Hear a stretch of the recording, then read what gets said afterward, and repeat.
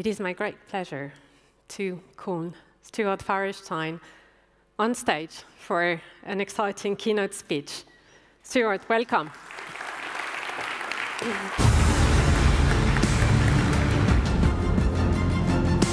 Thank you so much, Maryline.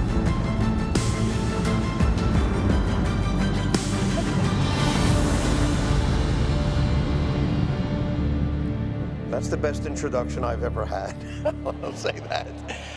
I'm sorry that my talk is interfering with the traditional 2-hour lunch here in Paris, and I mean that seriously because I've had many 2-hour lunches in Paris, and I would say some of my best ideas have come from being able to sit to have lunch for 2 hours and slowly discuss something over a glass of wine. Fewer ideas over 2 glasses of wine, surprisingly, but nonetheless it works quite well. But I thank the organizers and all of you for this opportunity to speak. Before beginning my talk formally, I do, however, want to recognize a special guest here today of mine, a close friend, a colleague, I consider her, Dr. Marie-Claire Busnel, who has been supported by CNRS, INRA, INSERM since 1949 through 1985, when she co-directed a laboratory at the Julian-Jossat in acoustics, bioacoustics.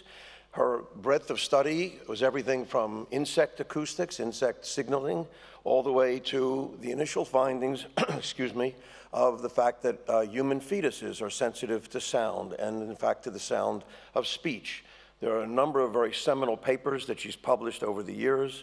She turns 95 in just a couple of weeks, and only 2 months ago presented this poster at a conference at the Salpêtrière.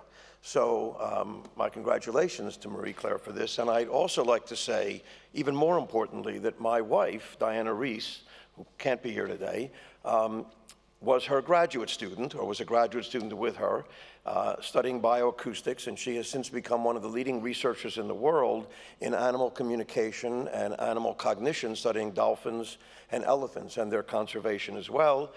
And even more so, 2 weeks ago, my daughter passed her PhD thesis, successfully defending her PhD thesis in early fetal and early developmental neuroscience. So three generations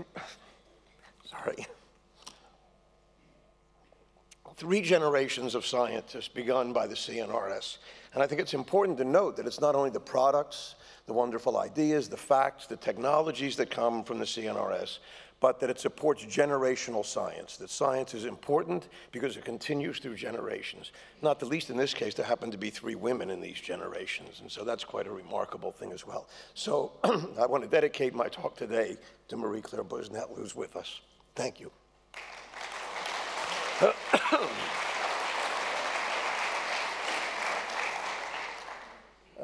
Yes, so just around this time 2 years ago, I was very fortunate to have had about a 9-month sabbatical that I spent here in Paris working with a colleague at École Normale Supérieure, Matthias Girel, who's actually not a scientist, but a philosopher and historian of science, quite brilliant one. This is where I did some of the work on what I'm going to talk about today. And I had this interesting experience because I had a wonderful apartment that I managed to get on Rue Gay-Lussac, where that little X is. And of course, Gay-Lussac's a very famous chemist who, among many other things, discovered that water was composed of a ratio of 2 hydrogens and 1 oxygen atom. He discovered the element iodine and elucidated some very important early laws about the nature and behavior of gases. So I would come out of my apartment and walk down Rue Gay-Lussac, and then I would turn onto Rue Pierre and Marie Curie in order to get over to École Normale Supérieure. And after a day's work, or in the middle of the day, we'd go to lunch, and our favorite place was this little Italian restaurant. We'd turn left out of the building there, and we would go to an Italian restaurant on Rue Claude Bernard, a very famous physiologist. And if I took the long route home to do a little shopping, I would pass Place Alphonse Laveran. Alphonse Laveran was the first French physiologist to win the Nobel Prize in physiology and medicine. And I thought to myself, it's quite remarkable. The history of science is in the fabric of the map of Paris.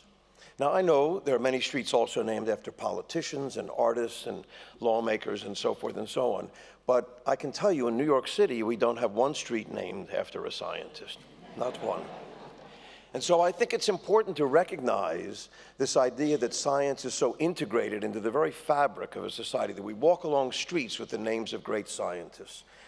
And as scientists, I think we should be asking ourselves, what exactly do we bring to society? Of course, we bring technology, we bring cures and gadgets and many things that people appreciate and that we love and so forth and so on to make our lives easier.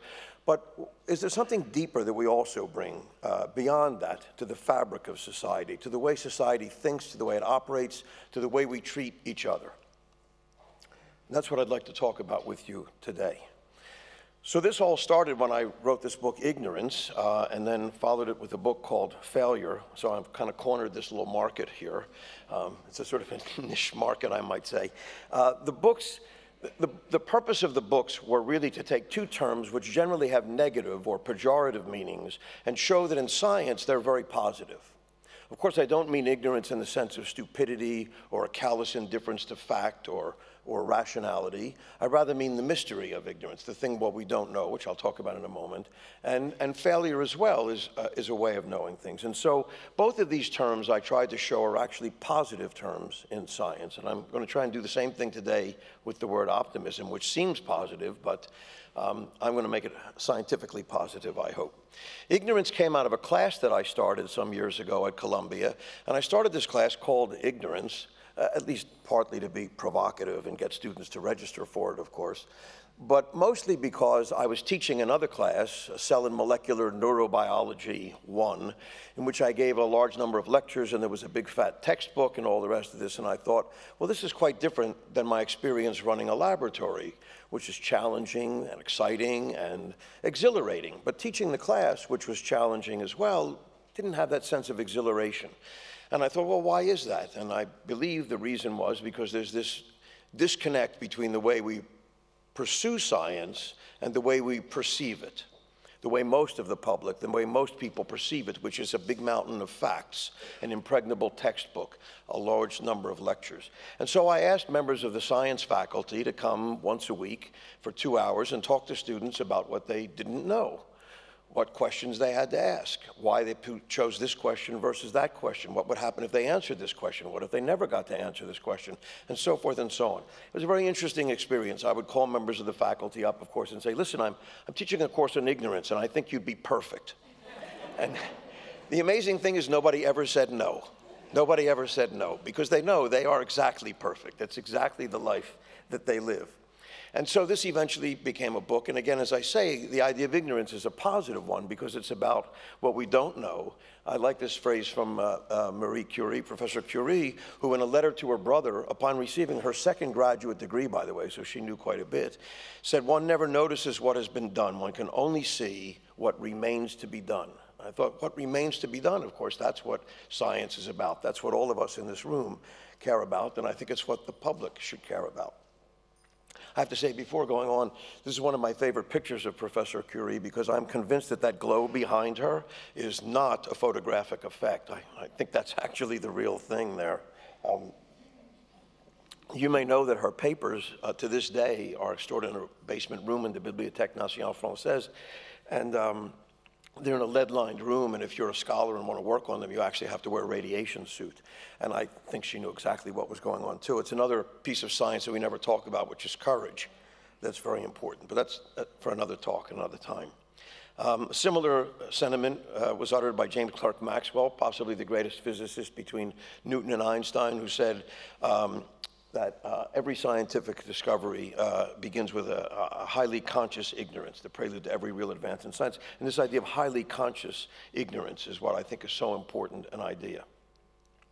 So, of course, the thing about ignorance is that it increases with knowledge. That may seem a little counterintuitive, but the purpose of getting scientific facts, the purpose of getting scientific knowledge is actually to increase our ignorance, but to make it a better ignorance, to make it a more sophisticated kind of ignorance. So I like to think of it as a sort of ripples on a pond with our knowledge all there in the middle, but as that circle grows, of course, so does the amount of it that's in contact with all the stuff we don't know around it.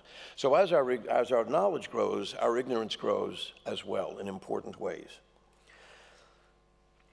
So I think it's easy for us to all agree in this room that the unknown is what's really important in science, but there's yet a deeper kind of ignorance that I also think is important, and that would be the unknown unknown, if you will, the unknown square. That is the stuff we don't even know we don't know. How do you get to that? How do you find out what we don't even know we don't know? I should say, first of all, some of you laughed a little bit in the room because you may be thinking of Donald Rumsfeld, the Secretary of Defense in the United States under the Bush administration, who testified to Congress about all the screw-ups in the Iraqi adventure, shall we call it. And he talked about the unknown unknowns, and people ridiculed him for that, although it's a clever statement. Fortunately, he's not the first person to have thought of it, actually. I sort of spent a lot of time looking this up. It first appears, to my knowledge at least, in a poem by D.H. Lawrence called New Heaven and Earth. It's an epic poem about the transition from this life to the next. And near the end, there's a stanza that goes, "Now, here was I, new awakened, with my hand stretching out and touching the unknown, the real unknown, the unknown unknown." So it goes back to D.H. Lawrence, not Donald Rumsfeld, thankfully. So how do we get to this unknown unknown? How do we get to what we don't know we don't know? Well, I'd like to suggest to you that the way to do that is by failure. Because we do an experiment because we don't know something, and it doesn't work. Well, now we know that there was something else we didn't even know we didn't know before we did the experiment about what we didn't know. You get what I mean, right? So this is the way into the deepest kind of ignorance, and it's been recognized before as well. I use a quote from Benjamin Franklin, arguably America's first scientist, that all in all, the history of errors or failures of mankind, all things considered, is more valuable and interesting than that of their discoveries. Because after all, truth is uniform and narrow, but failure, error, there's a gazillion ways you can do that. So there's so much more to it.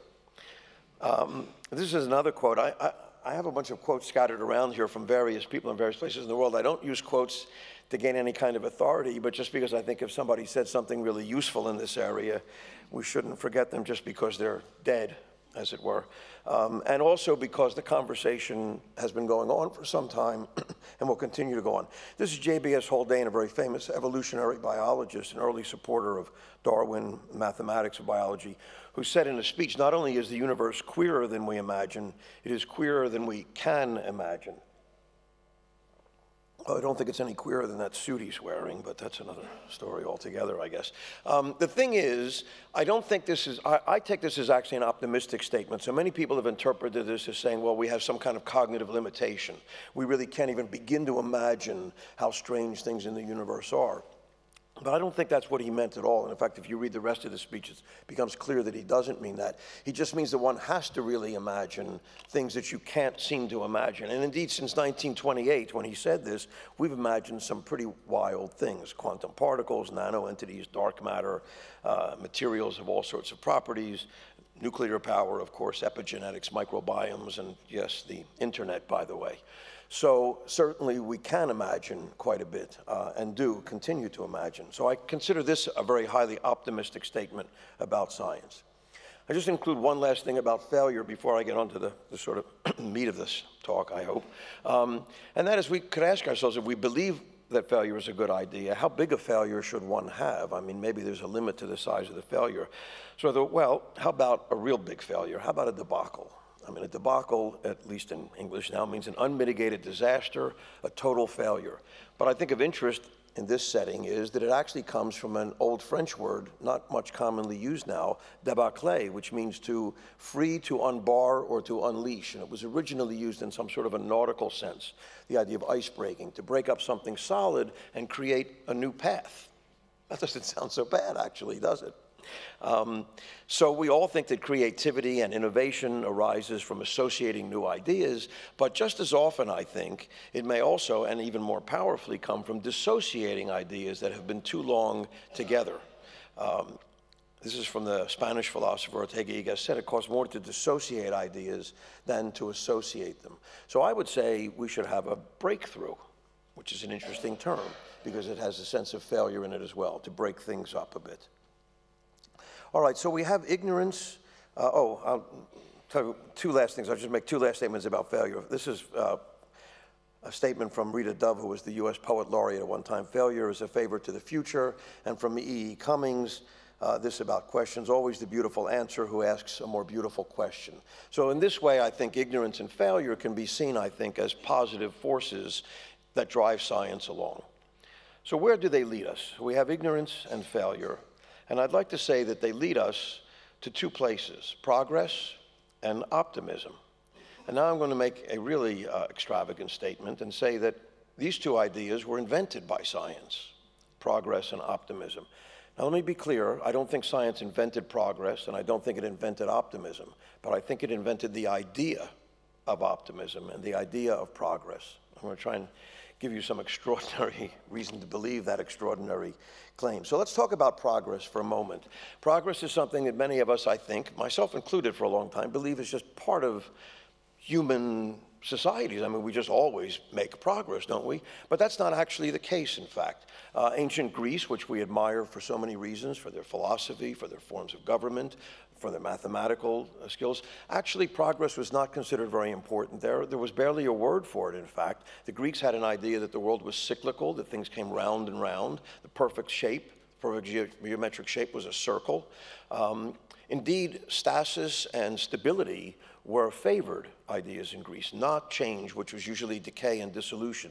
Think of Icarus or Hercules or Prometheus, all of whom were rather severely punished for attempting to gain greater knowledge than was their, than what they should have had. And so the Greeks didn't really have a sense of progress. And in fact, if you think about it, progress in general was a rather slow thing. If you go from 500 BC, which is the height of early Greece, all the way up to around 1500 AD, the beginning of more or less the scientific revolution with Copernicus and so forth, you have 2,000 years or 50 generations in which progress barely occurred. For 50 generations, people with the same brain in their head as you and I have, for the most part, were born, grew up, and perished in precisely the same technology. You know, today, if you go away for 2 weeks, you're 2 operating systems behind and you haven't got a chance, right? And so I think progress was virtually imperceptible and something that wasn't really thought about as an idea. I'm not saying there was no progress, but it was so slow as to be imperceptible. Compare that to the last 400 or 500 years since the scientific revolution, where we have unimaginably rapid progress in a mere 10 generations. And so progress becomes an idea, I think, because of the scientific revolution. And it begins by the idea, again, to go back to ignorance for a moment, because I believe the first thing that science invented, actually, was ignorance. And it did this by renouncing authority as a source of knowledge. I like to use Francis Bacon in this area, just because there are others as well, but Francis Bacon wrote a great deal about this. In particular, there's one book, Novum Organum, in which he makes this really interesting statement. Very small statement. Previously, truth came from authority. Henceforth, authority will come from truth.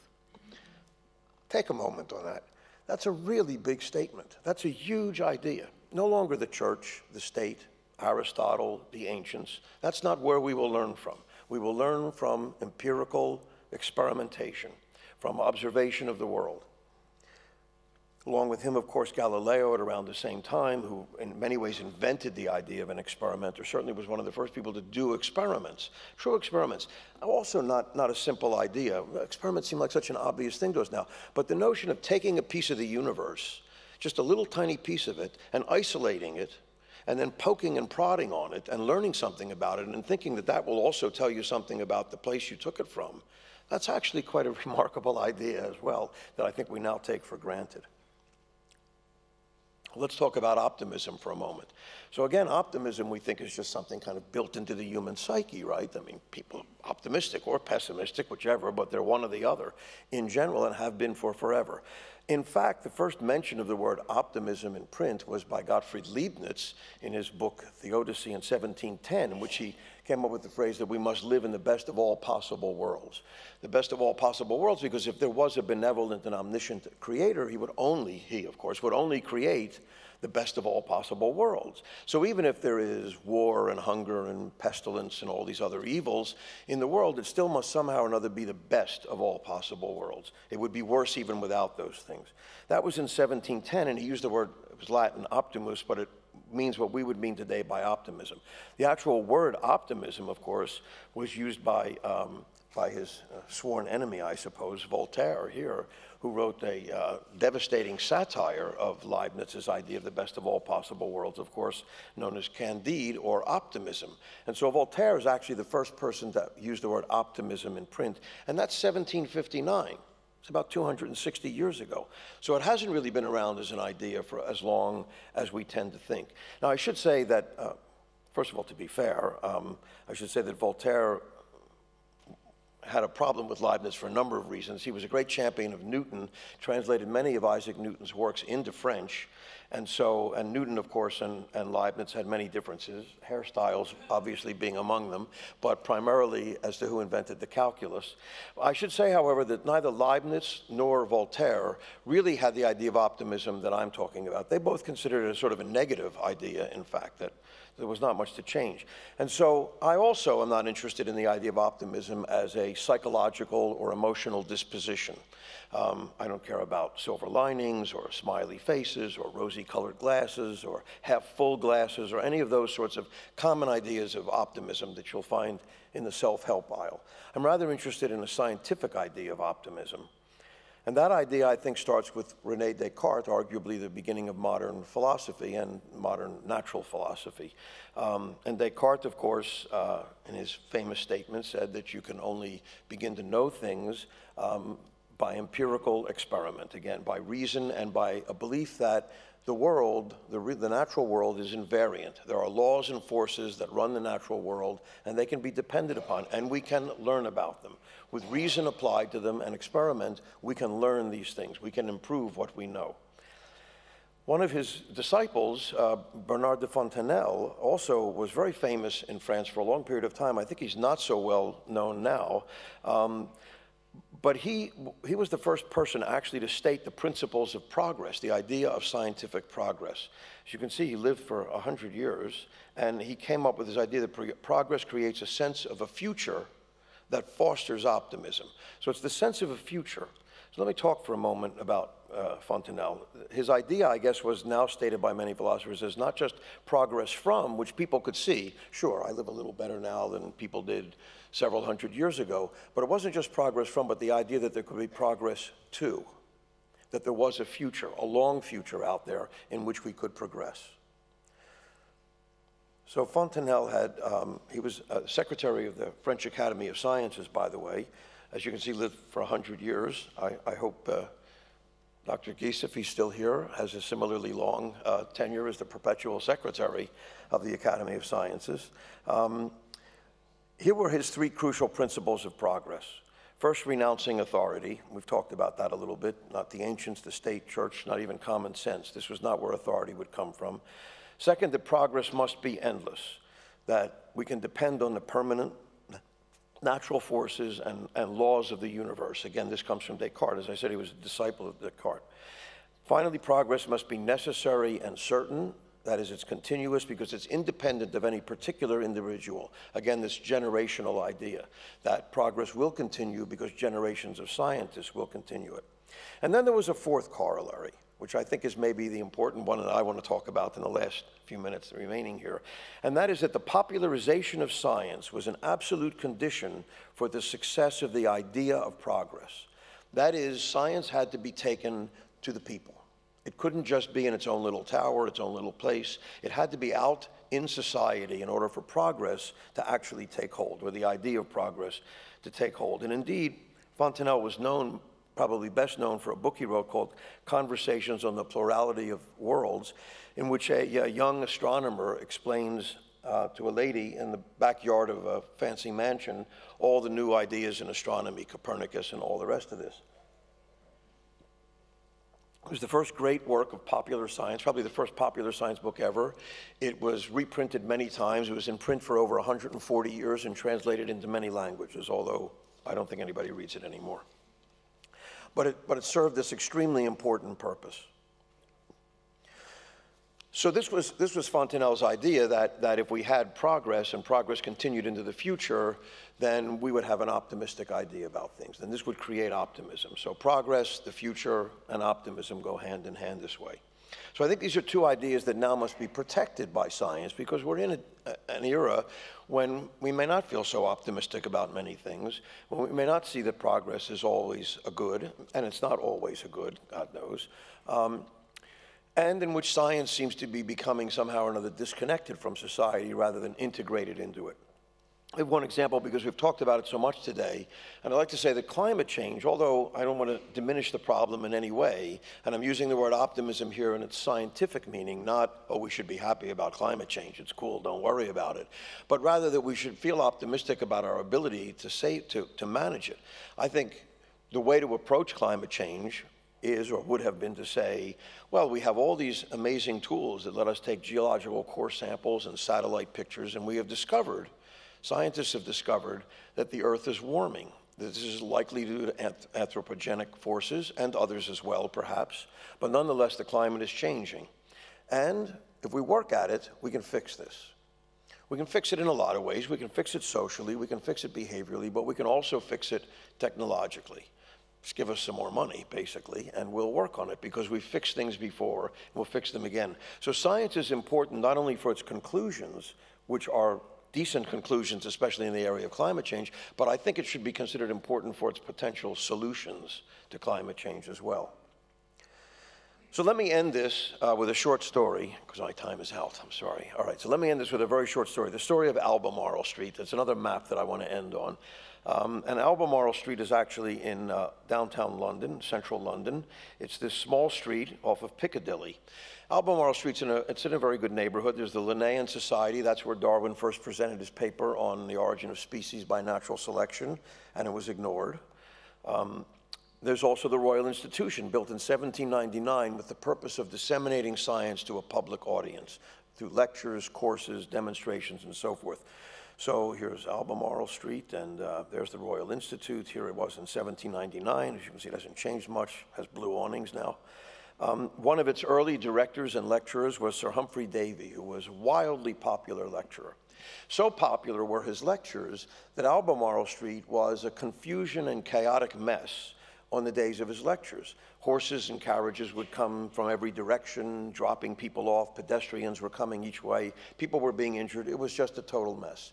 And so the London Police Department decided the only solution to this was to make Albemarle Street a one-way street, so that horses and carriages would come up the street, drop off their passengers for the lecture, come around and pick them up going in the same direction. Seems perfectly sensible. Here's the thing. Albemarle Street was the first one-way street in the history of the world. So the first one-way street, which now are ubiquitous everywhere in our cities, but the first one-way street was used in order to control the crowds going to popular science lectures. So I'd like to say that we need, once again, I think, to connect ourselves to society in this way, and I look forward to having more and more Albemarle Streets. Let me end simply by thanking the organizers of this wonderful symposium for this invitation, this opportunity to speak to you all, and thank you all for your generosity in listening. Thank you so much.